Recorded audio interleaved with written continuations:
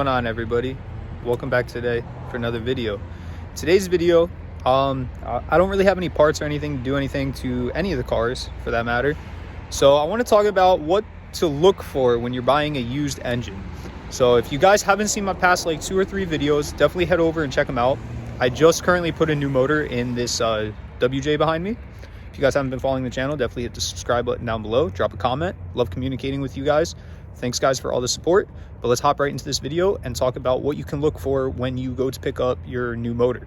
If you guys haven't seen the past videos, I did pick up a 100,000 mile 4.0. As far as I know, it's possibly has a 4.2 crank in it, possibly doesn't. I couldn't tell you guys, but if you guys want to know more about that, definitely check out my other videos. I'm not gonna go into depth on that, but as you can tell, this thing runs perfect. No issues whatsoever with it. Starts right up. Still running great. No noise from the motor. No knocking, none of that. Sounds absolutely awesome, guys.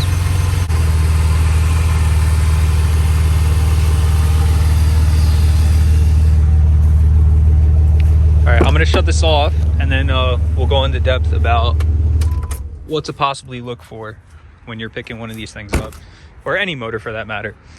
So when you pick an engine up, right, obviously you want to make sure, well, it didn't really matter for me because I did new gaskets on it, but you want to see if there's any like leaking. So you'll typically see like you know, like old oil or old gunk on the motor itself. This one had plenty of it. Like this thing was leaking from probably every gasket there is on the motor. I went through and I put all new gaskets on this engine, so I currently have no leaks whatsoever. But that's definitely something to check out.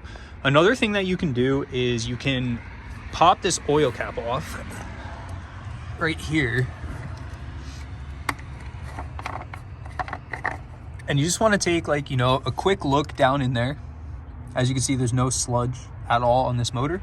That'll give you a pretty good indication of how the engine was treated as far as maintenance wise, like as far as oil changes.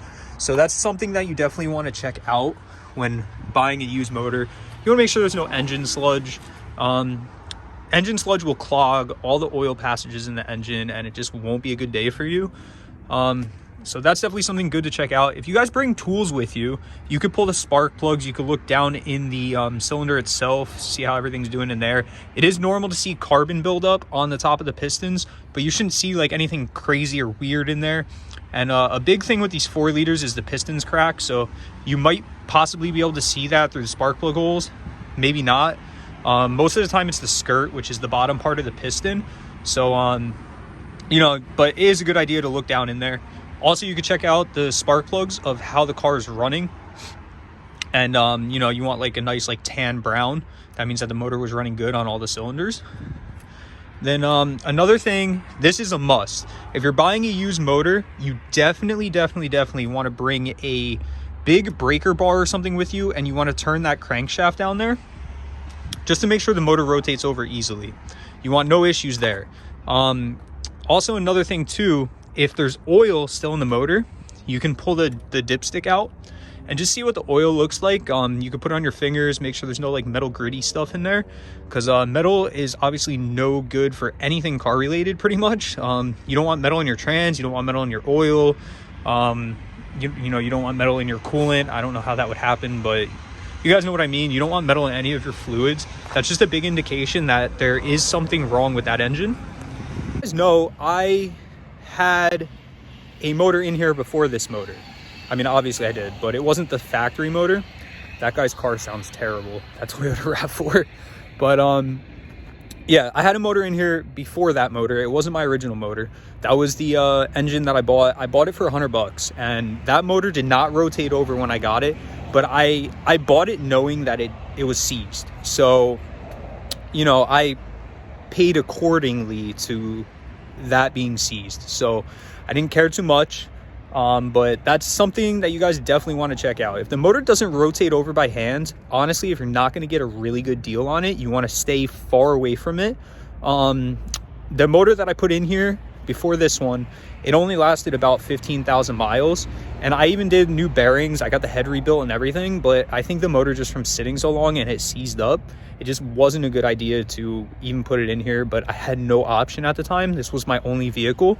Now I currently have 2 other vehicles. Check out my previous videos to know what those are. We're actually going to be doing work on the daily driver pretty soon, once I get all the parts for that. But so you definitely want to rotate it over 100%. If it doesn't rotate, don't pay a lot for it, because chances are the motor's going to be no good. Also, another thing too, if there's oil in it, you can actually drain the oil, and you could see, you'll see metal flakes in it. You can bring a magnet with you or whatever you want to do, and the magnet will actually capture pieces of metal. So just another thing to check out. Obviously, you want to make sure the motor's complete. You want to make sure all the parts are there. Unless you're buying like a short block or something, and obviously you're not going to be getting, an intake manifold, a head, or anything like that. But I would personally buy an engine complete. It just makes sense, especially if you're taking out a bad motor. So typically when a motor goes bad, oil gets thrown out throughout the motor. So you don't really want to reuse many things from that engine. Of course, unless you like really clean them. Like I use my roller rockers that I have on here, but I cleaned them very, very well to make sure no metal was going to go in this engine. So it's just a good idea to do that. Say broken piston skirt. These are actually the pistons from my engine that I just took out. I'm talking about this part right here. So this is the skirt, the sidewall of the bottom half of the piston. On the 4-liter, these typically tend to crack and break off. So that's actually why you get that knocking noise that every 4-liter makes. So if it doesn't have an oil pan on it, you would be able to see these. If it has an oil pan on it, you're not going to be able to see those. So just another thing to think about. Of course, if you're trying to get an engine, try to get something with like lower mileage. You're going through all that work to take it out. Why are you going to put something in with 250,000 miles? You know what I mean? At the very least, you could rebuild it. These motors are really cheap to rebuild. So it's honestly, they're very easy to rebuild too. I currently have a 4-liter block right there that I might build into a stroker, but again, this thing's running really good and I really don't want to take this motor out. It runs really, really good, and like I said to you guys in the beginning of the video, I'm not sure if there is a crank in it or not. It could have a fresh rebuild on it. I'm not 100% sure, but there was markings on all the rod caps and everything, like with Sharpie marker. The factory don't use Sharpie marker, so someone was in here. I don't know exactly what's done. The guy I bought it from doesn't know, because it wasn't his Jeep. He owns a shop, so he got the Jeep that was crashed. He has it at his shop, but it's nobody he knows. It's not his, so he can't tell me for sure. He just told me, it runs good and everything. He sent me a video of it running, so I knew it was good. I still brought a breaker bar with me. I still rotated it over. It can never be too safe, you know what I mean? But yeah, those are just the main things you guys want to look at when you're buying a used engine.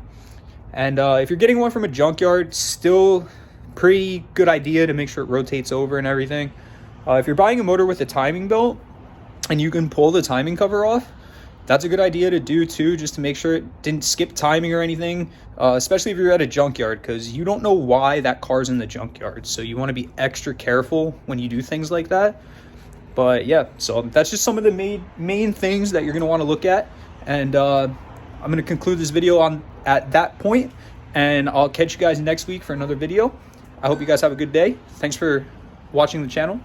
Please like, comment, subscribe, and I'll catch you in the next one. Peace.